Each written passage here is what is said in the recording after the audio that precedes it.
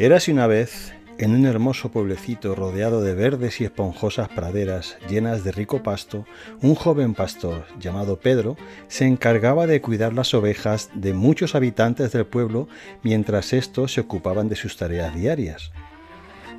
Aunque pastorear ovejas parecía una tarea sencilla y le permitía disfrutar de la naturaleza, a veces se le hacía bastante aburrida. Demasiadas horas, demasiadas ovejas y muy poca acción. Para hacer el día más entretenido, Pedro se pasaba el tiempo buscando formas en las nubes que decoraban el cielo azul, dragones, castillos y alguna que otra oveja voladora.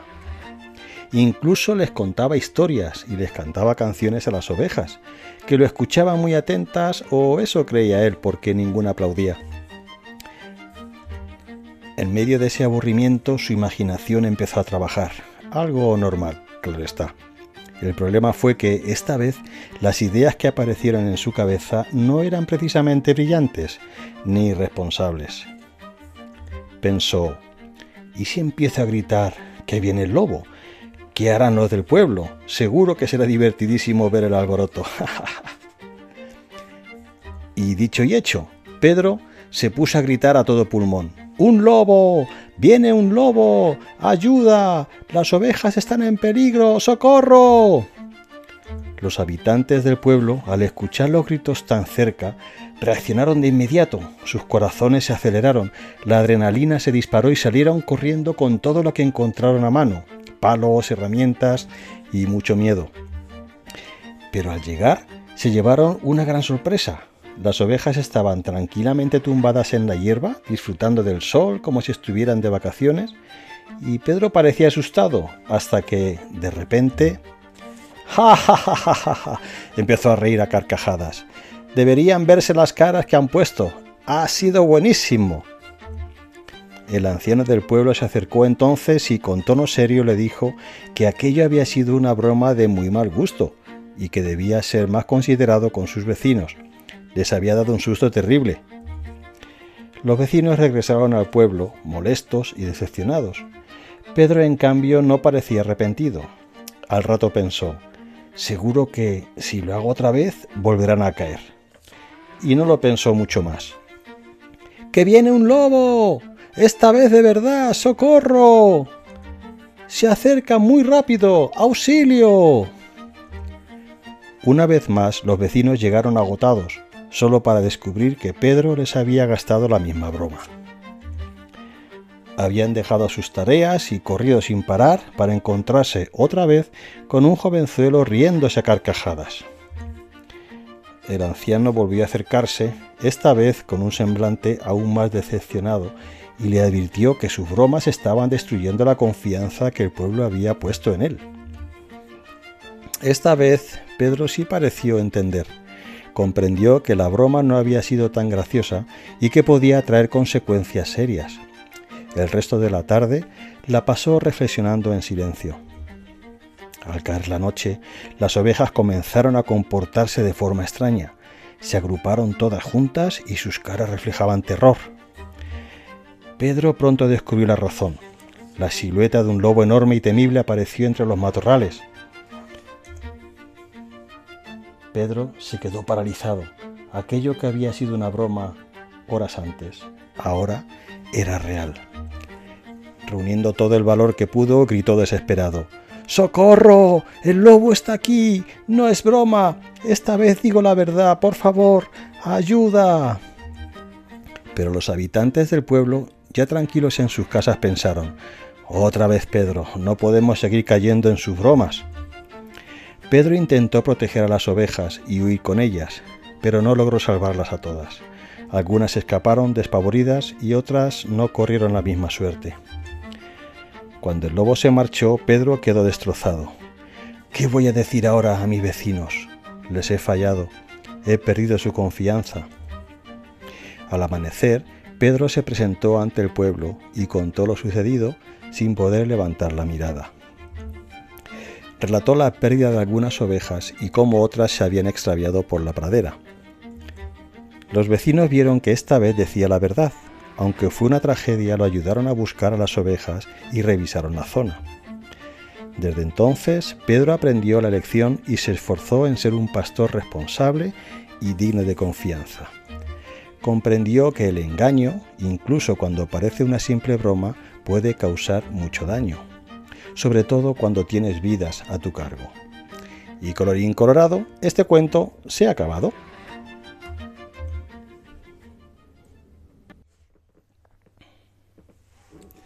Hola a todos, me llamo Juan Carlos Encarnación, este es el canal Mormonismo contra Mormonismo y estamos ya en el vídeo número 5, un vídeo muy esperado, un vídeo que para mí ha sido un poquito complejo el preparar para que fuera fácil de comprender.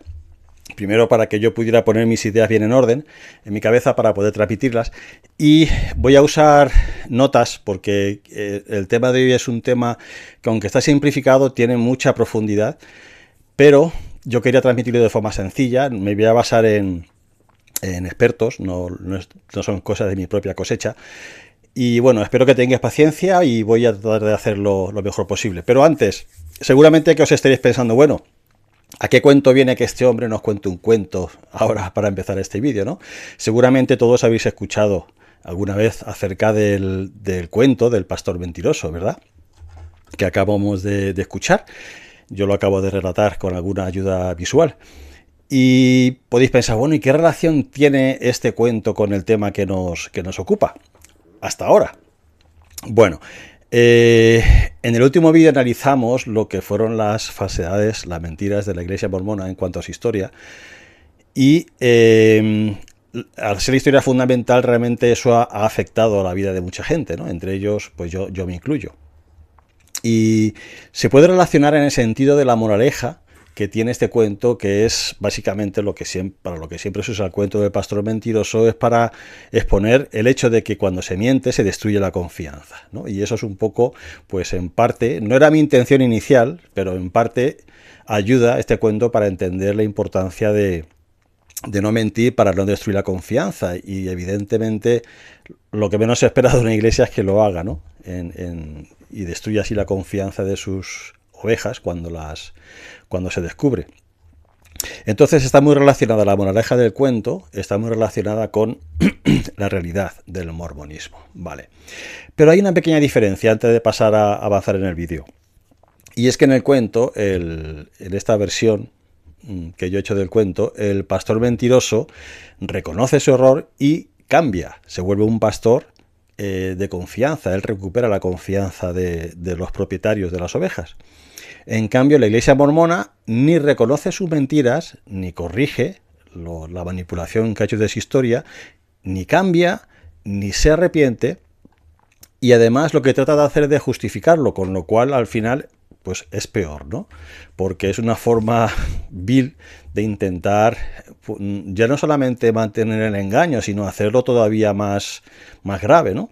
Pero bueno, vamos a quedarnos con esta aplicación del cuento hasta ahora, aunque no era la intención inicial, como ya he dicho. Volveremos al cuento al final, prácticamente ya en la última parte de este vídeo, y os explicaré qué otra aplicación tiene, que es muy interesante en el tema que nos ocupa hoy, ¿vale? Bien, ahora, para ponernos un poco en contexto con el tema del quinto vídeo, que recuerdo que vamos a hablar acerca del testimonio. En este punto que nos encontramos, voy a empezar a usar mis diapositivas. Muy bien, aquí está. En este punto que nos encontramos, nosotros estábamos antiguamente, y lo están actualmente los mormones activos, en una situación que es la siguiente, más o menos. Voy a intentar expresarlo con estas pequeñas imágenes, ¿vale? Eso somos nosotros. En un momento dado de nuestra vida se nos trajo la información acerca de unas historias que tenían que ver básicamente con la primera visión, con la llegada del libro de Mormón, su descubrimiento mediante el ángel que se aparecía a José Smith, el ángel Moroni que se aparecía a José Smith, le entregó las planchas 4 años después de la primera visita, las tradujo por el dominio y poder de Dios y se publicaron como lo que hoy se conoce como el Libro de Mormón en el año 1830, ¿no? A principios. Y también la historia de la restauración del sacerdocio, digamos como historias básicas que nos sirven para establecer el fundamento en el que el mormonismo basa su legitimidad para reclamar, que es la Iglesia de Jesucristo, ¿vale? Muy bien. A continuación se nos enseñó, en general, bien fuera por los misioneros, que yo creo que ha sido la mayoría de las veces, o bien sea por otros miembros, al final yo creo que siempre han intervenido los misioneros en la conversión de las personas, y se nos guió para preguntar a Dios, para reconocer la revelación mediante emociones y cómo esas emociones se relacionan con esa historia y todo eso identificarlo como que son sentimientos que venían mediante el Espíritu Santo y que eso significaba que esos sentimientos eran revelación de Dios mediante el Espíritu Santo que nos confirmaban que la historia que estábamos escuchando era verdad. Y a partir de ese momento, en adelante, las personas que continuamos en la iglesia, después de recibir esas charlas con los misioneros, pues todo lo que empezó a pasar nos siguió guiando para poder experimentar y tener ese pensamiento acerca de las experiencias emocionales que estábamos sintiendo y relacionarlas con que eran revelación de Dios, ¿vale? Y a esa experiencia, basada en revelación, que es lo que los mormones dicen hoy día, tenemos un testimonio por revelación de Dios mediante el Espíritu Santo, que es lo mismo que nosotros diríamos cuando estábamos en la iglesia. A eso se le llama revelación y, por tanto, esa manera de poder recibir revelación de Dios mediante esas emociones en base a las historias que se nos contaron, pues se convertía en un testimonio, es decir, nos hacía testigos, no presenciales, pero sí por revelación, en cuanto a la veracidad de esas historias, ¿vale? Y de esa manera el testimonio de alguna forma quedaba bloqueado, por eso lo he puesto ahí dentro de ese círculo, de esa línea circular punteada. Queda bloqueado porque al ser revelación de Dios, pues eso es algo muy propio y no se puede rebatir porque viene realmente de Dios, ¿vale? Bueno, eso más o menos es la experiencia para ponernos en contexto de lo que sucedió. ¿Qué es lo que pasa? Que cuando nos damos cuenta de que las historias que nos enseñaron realmente no son reales, son falsas, son manipuladas, son inventadas, no son historias reales, para resumirlo, ese supuesto testimonio pues deja de ser un testimonio verídico, porque no se puede tener testimonio de la veracidad de algo que no es verdad, ¿vale? Y por tanto, esa revelación, que está basada en historias falsas, pues evidentemente no es tal. O sea, no se puede recibir revelación de Dios en cuanto a algo que no es verdad, ¿vale? Y entonces surgen preguntas. Y la pregunta es, por ejemplo, ¿acaso Dios revela que una historia falsa es verdadera? ¿Por qué haría semejante cosa? ¿Qué sentido tiene que Dios dé revelaciones diciendo esto es verdad acerca de algo que realmente no fue así, que no fue real? Vamos a ponerlo en estado mínimo, acerca de algo que no fue tal cual nos lo contaron, ¿no? Aunque realmente las historias no son reales, como ya hemos visto, y veremos mucho más profundamente en los siguientes vídeos. Esto no va en contra de la misma naturaleza de Dios. O sea, si Dios es un Dios de luz y verdad, ¿por qué razón iba a llevar a cabo este tipo de cosas en las que revela, da revelación a personas sobre cosas que no son reales? Una pregunta muy, muy interesante. ¿Qué sentido tiene? ¿Qué sentido tiene eso? ¿Y acaso no parece absurdo? O sea, realmente si lo pensamos, no tiene ningún sentido, ¿no? Es absurdo. Entonces, ¿qué significa realmente toda esta historia del testimonio por revelación? Y ese es el tema central de este vídeo, como ya lo he comentado antes y llevo diciéndolo desde el principio, ¿no? ¿Qué significa realmente la historia esta en cuanto al testimonio? Entonces, vamos a profundizar sobre este asunto, sobre este asunto y algunas ideas para preparar nuestra mente. Esto realmente es algo que es muy sencillo de entender, ¿vale? No es nada complicado. Me voy a basar en enseñanzas que están apoyadas por expertos. Expertos y, ojo, no estoy diciendo que voy a hablar de religión, porque la religión, al fin y al cabo, es un invento del ser humano. Y si uno profundiza, hay tantas cosas sobre las que se puede hablar, que iremos tocando más adelante en siguientes vídeos, pero realmente si uno se pone a investigar la historia de las religiones, te das cuenta de que la religión realmente es un invento del ser humano. Entonces no podemos hablar de religión para intentar comprender o encontrar, en principio encontrar la verdad, ¿no?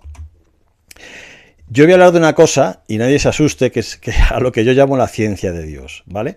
Bueno, ya he comentado desde el principio, bueno, en los vídeos, creo que fue en el vídeo número 3 o 4, no recuerdo ahora mismo, que yo a veces necesito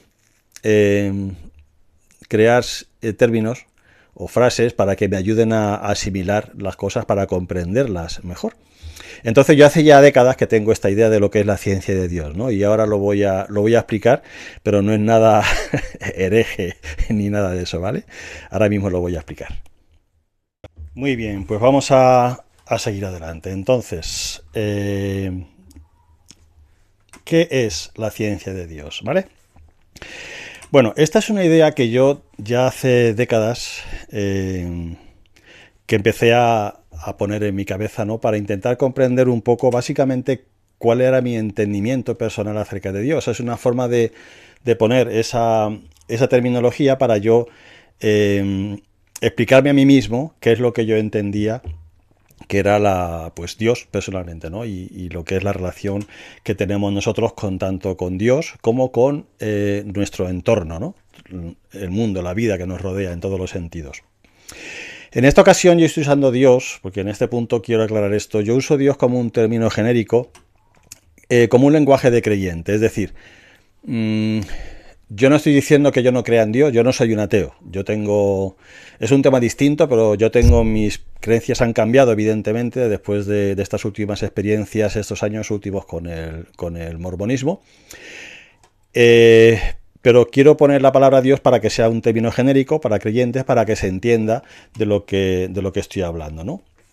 Entonces, volviendo a la ciencia de Dios, ¿qué es lo que yo defino como la ciencia de Dios? Ya que, como sabéis, yo creo términos y les pongo una definición para entender ese significado, ¿vale? Todo lo que nos lleva a conocer las creaciones de Dios es equivalente a acercarnos a conocer su ciencia. Es decir, por ejemplo, yo ya hace años que desarrollé un interés muy grande por el tema de la felicidad, ¿vale? Eso me llevó a buscar información, especialmente voy a poner aquí un momentito. Eso me llevó a buscar información en cuanto a lo que es el funcionamiento de nuestro cerebro, ¿vale? Y me llevó a descubrir muchas cosas.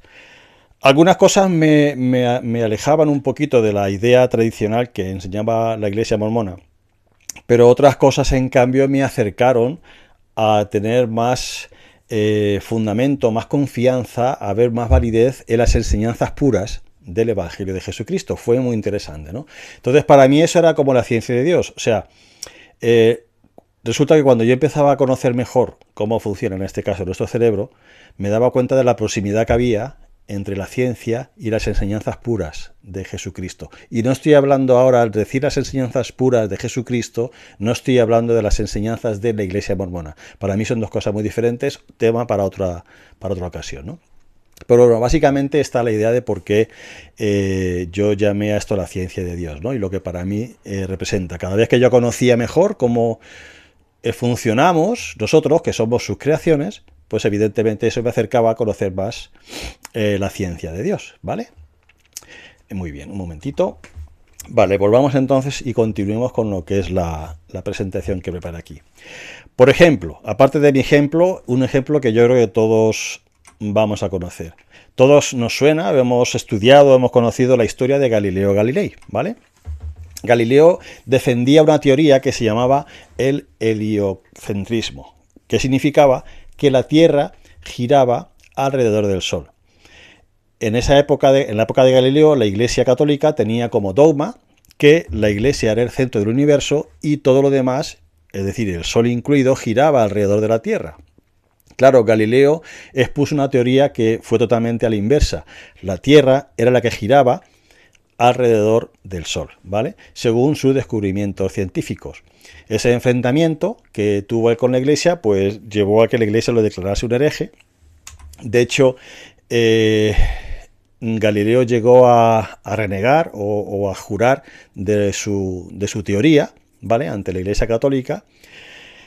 Y hay una leyenda, porque no es una cosa que esté 100% confirmada, pero dicen que al finalizar su adjuración o su aceptación de que, bueno, solamente era una teoría, que a la Iglesia llevaba razón, al final dijo la frase e por si mueve, e por si mueve, que significa más o menos que y sin embargo se mueve, ¿no? O sea, yo acepto tal, pero sin embargo la Tierra se mueve, ¿no? Eso fue una expresión que se quedó como una leyenda, ¿no? La Inquisición consiguió que Galileo se retractara y considerara su modelo como una simple hipótesis matemática, y además fue condenado a vivir bajo arresto domiciliario, o sea, fueron un poquito muy crueles con él, pero se mantuvo fiel a su teoría hasta su muerte en el año 1642. Y esto es a lo que voy, este es el detalle. Actualmente todas aquellas teorías han quedado ratificadas y forman parte de la estructura del sistema del mundo. Es decir, a pesar de que ese dogma de la Iglesia Católica estaba tan arraigado y se condenó, se obligó a Galileo a renegar, a admitir solamente que era una teoría y no un conocimiento certero bajo el descubrimiento científico que él había hecho, y además se le condenó a arresto domiciliario hasta su muerte. A pesar de eso, en el tiempo posterior se ha descubierto, se ha ratificado que las teorías de Galileo eran ciertas, y hoy día evidentemente todos aceptamos sin ningún problema que la Tierra gira alrededor del Sol, y ya no solamente eso, sino que nuestra galaxia es parte de... o sea, todo nuestro sistema solar gira junto con la galaxia alrededor de un centro, y que nuestra galaxia está compuesta, o sea, está junto con otras miles de millones de galaxias, etcétera, etcétera, ¿no? O sea, las cosas han cambiado mucho. El conocimiento ha avanzado mucho y al final se ha dado la razón a Galileo, que estaba basado en sus descubrimientos científicos, y se ha demostrado la ignorancia de la Iglesia con teorías dogmáticas que no tenían nada que ver con la realidad. Entonces, en este caso, la ciencia de Dios realmente era la ciencia de Galileo, no de la Iglesia, porque es la que después se ha podido demostrar, ¿no? Y qué curioso que fueron necesarios 359 años, 4 meses y 9 días para que el Papa Juan Pablo II se disculpara por la injusta sentencia y rehabilitara al filósofo y matemático, aunque ya a nivel póstumo, evidentemente, porque ya estaba muerto, ya había fallecido. Pero curiosamente, aún así, la Congregación para la Doctrina de la Fe, me imagino que es un comité que hay en la Iglesia Católica, encabezada por el cardenal en aquella época Joseph Ratzinger, que luego llegó a ser el Papa Benedicto XVI, consideró que la sentencia era razonable y justa. O sea, todavía en la época del cardenal Ratzinger, antes de ser Papa, que ya se sabía perfectamente que Galileo tenía razón, todavía justificaba la sentencia como razonable y justa. Bueno, entonces a veces ese empecinamiento en los dogmas nos pueden llevar al absurdo, ¿no? Bueno, pues esto más o menos es la idea de lo que es la ciencia de Dios, ¿vale? El conocer las cosas tal cual son, según Dios las ha creado, y que, bueno, al final se aprenden no por revelación, no por dogmas, no por teología, se aprenden por el método científico, ¿vale? Vamos a continuar. Bien, pues vamos a empezar a hablar acerca de la ciencia de Dios, pero enfocada, en este caso, hacia nosotros mismos. Es decir, cómo funcionamos a nivel científico y real, enfocándonos en nuestro cerebro. Ese cerebro que, como creyentes, Dios nos ha dado, por lo cual debe ser importante, que lo ha puesto en nuestras cabezas, dentro de esta cajita que tenemos. El cerebro se encuentra en una caja totalmente oscura, y la única manera que tiene de comunicarse con el exterior es mediante los sentidos. Y ante todo eso, todavía, según dicen los científicos, los expertos, es el organismo más complejo que existe en el universo de lo que se conoce hasta ahora. Fijaros la importancia que tiene el cerebro en nuestras vidas. Conocer cómo funciona el cerebro es ciencia de Dios, porque Él lo ha creado y lo ha puesto en nuestras cabezas, ¿vale? Entonces es muy importante conocer cómo funciona ese cerebro, porque eso también es ciencia de Dios. Y realmente es muy sencillo de entender. Dentro de la complejidad que tiene el cerebro, es sencillo de entender si usamos el cerebro, que es curioso, ¿verdad? Bueno, lo que voy a explicar ahora lo voy a basar en una charla que dio el doctor David del Rosario, en una charla que tiene un formato que es muy interesante. Es un formato en el que él primero hace una presentación y luego hay un público, el cual le dirige preguntas, con lo cual los temas que se hablan en este tipo de formatos son temas que interesan mucho al público, ¿vale? En este caso, David del Rosario fue invitado a este programa. Este es el programa Aprendemos Juntos de la Fundación BBVA. Lo recomiendo, es un programa muy bueno y de hecho después el link de este programa lo voy a dejar en la descripción del vídeo para que podáis verlo, y os recomiendo verlo porque es muy interesante. Él es un doctor en neurociencia y también es director del Instituto de Neurociencia Avanzada de Barcelona. Él le explica un poco su historia en esta charla que tiene, y es muy interesante porque el desarrollo de su vida, de cómo ha llegado hasta el punto en el que está, le da mucha fuerza a las palabras que él dice, ¿no? Acompañadas de su experiencia y también de todo el conocimiento que ha adquirido como doctor en neurociencia, ¿vale? Bueno, vamos a comenzar. El primer punto que vamos a tratar en este análisis que tiene que ver con el testimonio, para llegar a entender lo que esa experiencia realmente ha supuesto en nuestras vidas, el primer punto, como digo, es mostrar nuestra probabilidad de certeza. Y esto es un tema impactante. Os puede ser que os llame la atención ahora porque las explicaciones que da el doctor se queda uno diciendo, madre mía, entonces hasta qué punto uno está seguro de lo que está haciendo, ¿no? De lo que está decidiendo en la vida. Pero bueno, en la charla él lo explica muy bien, mejor que yo aquí. Él dice en principio que podemos estar equivocados hasta en un 99.5% en las decisiones que tomamos en nuestra vida, por la cual nuestra vida se dirige, ¿vale? Y eso tiene que ver pues con la forma en que nuestro cerebro trabaja. Nuestro cerebro está expuesto a información constante de todo tipo. Él hace una explicación de diferentes fuentes de información a las que estamos expuestos. Muchas de estas fuentes de información nosotros las podemos captar con nuestros sentidos. La verdad es que la cantidad que captamos es realmente pequeña, y la mayor parte de la información no somos capaces de captarla con estos mismos sentidos, ¿vale? Y hay tipos de frecuencias de sonidos que no captamos, y los animales, por ejemplo, los perros sí captan, frecuencias de luz. Hay muchas cosas alrededor que están ahí, que son información a las que estamos expuestos, pero que nuestro cerebro no es capaz de percibir, y son la mayoría. Ahora, ¿cuánta información es mi organismo capaz de captar a través de los sentidos? Vamos a ver, estos son algunos números, voy a explicarlo despacito para que podamos comprenderlo y también para que yo no me líe mientras que lo explico. Muy bien, algunas cifras. Nuestro cerebro solo es capaz de captar el 5% de la información que nos rodea, ¿vale?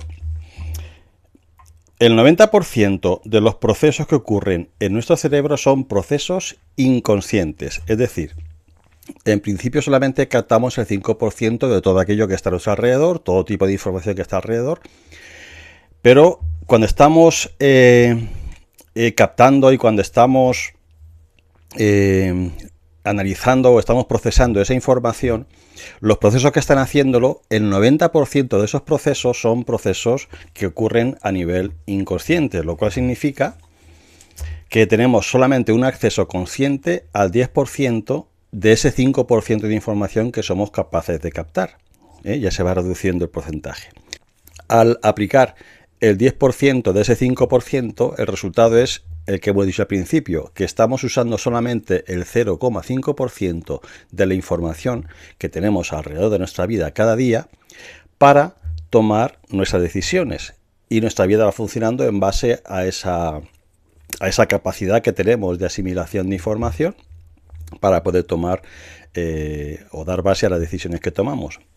Y el otro 99,5% lo dejamos de lado, ¿vale? Puede ser una información un poco abrumadora porque nos puede plantear, no sé, serias dudas en cuanto a nuestra capacidad para tomar decisiones correctas, pero bueno, la verdad es que los humanos estamos funcionando así, el mundo está funcionando de esa manera, tomamos aún así decisiones en muchas ocasiones que son buenas decisiones, lo cual habla muy bien acerca de nuestra propia capacidad, pero es un dato interesante que se puede analizar de muchas formas, ¿vale? Podemos analizarlo esta realidad que nos presenta el doctor con estas cifras, al mismo tiempo, porque realmente hay mucho alrededor que no percibimos, sabes que esa es una gran realidad, pero al mismo tiempo vemos que todavía pues vamos hacia adelante, se cometen muchos errores en la sociedad, en nuestra vida, pero salimos adelante, ¿vale? Pero a lo que vamos ahora, también, otro pero más, es que vayamos aplicando este tipo de conocimiento que estamos recibiendo del doctor David del Rosario, lo vayamos empezando a aplicar o a relacionar con lo que tiene que ver con el testimonio, ¿vale? Porque aunque estoy explicando cosas que pueden expandirse en su análisis, tenemos que recordar que todo esto va enfocado a nuestra capacidad para poder tener un testimonio o una certeza, porque un testimonio a fin y al cabo siempre es una certeza, ¿vale? Y hay que saber realmente cuál es la real probabilidad que tenemos en nuestra vida para poder tener esas certezas. Con los 3 siguientes puntos que voy a explicar vamos a poder comprender mucho mejor todo ese tipo de análisis. Lo que sí él dice, y es una buena manera de aprovechar estas enseñanzas que le está dando, estos descubrimientos que él ha tenido en base a su experiencia y su carrera, es que con este conocimiento de aquello que somos capaces realmente de usar para tomar nuestras decisiones, ese 0,5% nos ayuda a descubrir nuestra ignorancia versus, ya aplicándolo al mormonismo, nuestra certeza. O sea, nosotros realmente estamos viviendo una vida en la cual estamos navegando por nuestra vida cotidiana con mucha ignorancia, y es muy importante que seamos capaces de aprender a reconocerlo, ¿vale? Bueno, él dice una frase que dice: no venimos al mundo a intentar cambiarlo, sino a asumir nuestra ignorancia e investigarla. Con lo cual, fijaros, hay un detalle. La ignorancia es una puerta abierta al crecimiento. O sea, bueno, la aceptación de la ignorancia es una puerta abierta hacia el crecimiento, hacia el descubrimiento, hacia la búsqueda, hacia la investigación. En cambio, la certeza es una puerta cerrada. Cuando uno piensa que tiene la verdad absoluta de algo, ya no va a buscar nada más, porque ya considera que tiene el 100% de la certeza acerca de lo que sea. En este caso, vamos a ser directos en cuanto al testimonio acerca de Dios y de su iglesia. Ya no se va a ocupar de investigar nada, porque como ya tiene ese 100% de certeza, pues entonces no va a avanzar. Eso es una puerta cerrada al crecimiento personal, al aumento del conocimiento, al aumento y el desarrollo personal, al desarrollo de las capacidades personales, ¿no? Porque bloquea totalmente la motivación, la necesidad o el deseo de buscar más allá de aquello que está dentro de esa certeza, con lo cual uno lo que está es dando vueltas en una caja, ¿no? Una caja redonda que está dando vueltas y nunca para, ¿no? Es como el ratoncito que está metido en la rueda y no para de correr, pero no va a ningún sitio, ¿no? Es algo parecido a esto, ¿no? Esta es una comparación mía, ¿vale? Muy bien, seguimos entonces avanzando. ¿Cómo podemos tratar de acceder a ese 99,5% de la información que está fuera del alcance de nuestros sentidos? Esta es una pregunta muy interesante, ya que esa es nuestra situación. Lo que nos interesaría saber es cómo puedo yo acceder a toda esa información que teóricamente o realmente está fuera de mi alcance. Bueno, pues él nos da la opción clara, que es la ciencia, y vamos a volver a recordar el ejemplo de Galileo Galilei. Galileo estaba exponiendo una teoría científica que él tenía en base a investigación científica que le había hecho, en base al método científico, ¿vale? La Iglesia Católica en ese entonces estaba diciendo que su dogma era que el Sol giraba alrededor de la Tierra, en contra de que Galileo decía que la Tierra giraba alrededor del Sol. Aunque fue tratado como hereje y fue obligado a negar su teoría y a mantenerla como simplemente una teoría, todavía le siguió manteniendo, pero la ciencia y el método científico en muchos años, en siglos después, ha demostrado que él tiene razón, él tenía razón, ¿vale? Y además se ha ampliado mucho el conocimiento en base a esa teoría del continuo movimiento circular que tiene la galaxia, el universo, ¿no? Entonces, la ciencia es lo que nos puede permitir acceder a ese 99,5% de información y no la revelación, ¿vale? Ahora, él comenta algunos detalles que son interesantes y es que la ciencia no tiene como finalidad tener razón. A veces acudimos a la ciencia como algo definitivo y la ciencia, el día que la ciencia quiera ser definitiva en algo, dejará de avanzar. Igual que pasa con la actitud hacia un testimonio. La ciencia no tiene como fin tener razón. Lo que tiene como fin es permitirnos ver la vida que nos rodea de una forma diferente y además ir avanzando en esa forma, en ese conocimiento acerca de la vida. Nos permite acceder a información que no podemos ver por nosotros mismos, ¿vale? Esa es la manera en que lo hace. Y lo hace mediante el método científico, ¿vale?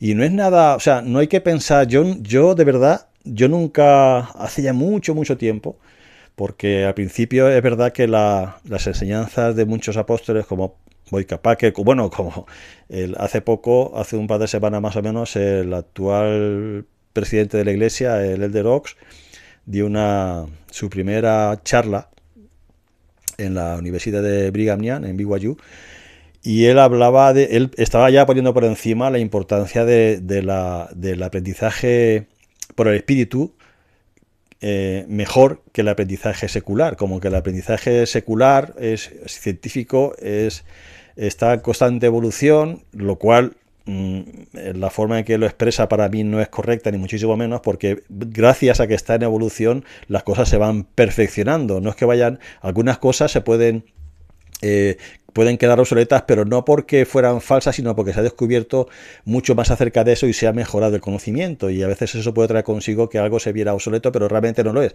Es como si lo que expliqué en uno de los vídeos, el aprender a sumar y restar, multiplicar y dividir, que son conocimientos fundamentales en la matemática, son la leche de las matemáticas, nos permite comernos la carne posterior, que son las complejas ecuaciones que vienen después, que no se podrían hacer sin ese conocimiento básico. Así es como funciona la evolución de la ciencia, no como que se está equivocando constantemente y tal, ¿no? Que a veces se pueden cometer errores por falta de avanzar en ese conocimiento, pero está continuamente avanzando, ¿no? Así funciona el método científico.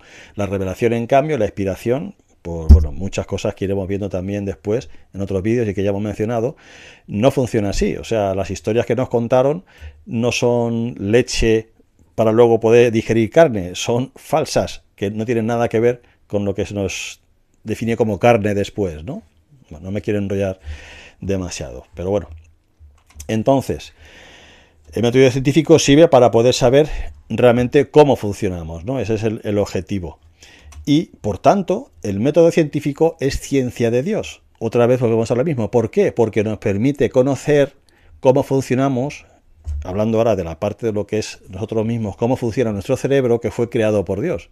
Si aprendo a conocer el funcionamiento del cerebro creado por Dios, estoy aprendiendo más de la ciencia de Dios, que fue el que creó el cerebro. No sé, estoy dando vueltas, pero creo que es fácil de entender, ¿vale?